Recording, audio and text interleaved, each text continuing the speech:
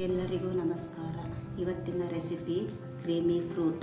ಅದಕ್ಕೆ ಬೇಕಾಗುವ ಸಾಮಗ್ರಿಗಳು: ಅರ್ಧ ಕಪ್ ಸಣ್ಣಗೆ ಹೆಚ್ಚಿದ ಹಲಸಿನ ಹಣ್ಣು, ಅರ್ಧ ಕಪ್ ಸಣ್ಣಗೆ ಹೆಚ್ಚಿದ ಸ್ಟ್ರಾಬೆರ್ರಿ, ಅರ್ಧ ಕಪ್ ಸಣ್ಣಗೆ ಹೆಚ್ಚಿದ ದ್ರಾಕ್ಷಿ, ಅರ್ಧ ಕಪ್ ಸಣ್ಣಗೆ ಹೆಚ್ಚಿದ ಸೇಬು, ಅರ್ಧ ಕಪ್ ದಾಳಿಂಬ್ರೆ, 200 ಗ್ರಾಂ ಮಿಲ್ಕ್ ಮೇಡ್, ಅರ್ಧ ಕಪ್ ಸಣ್ಣಗೆ ಹೆಚ್ಚಿದ ಬಾಳೆಹಣ್ಣು, ಅರ್ಧ ಕಪ್ ಸಣ್ಣಗೆ ಹೆಚ್ಚಿದ ಆರೆಂಜ್, 1 ಕಪ್ ಫ್ರೆಶ್ ಕ್ರೀಮ್.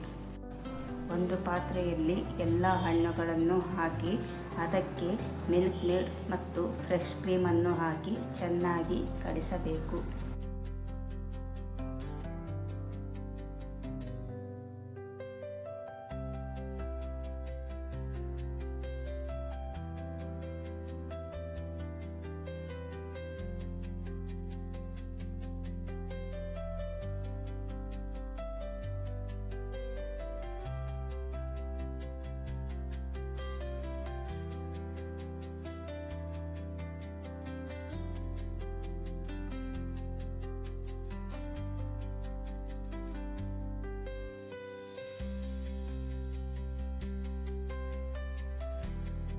ನೀವು ಒಮ್ಮೆ ಟ್ರೈ ಮಾಡಿ ನಮ್ಮ ಚಾನಲನ್ನು ಸಬ್ಸ್ಕ್ರೈಬ್ ಮಾಡಿ.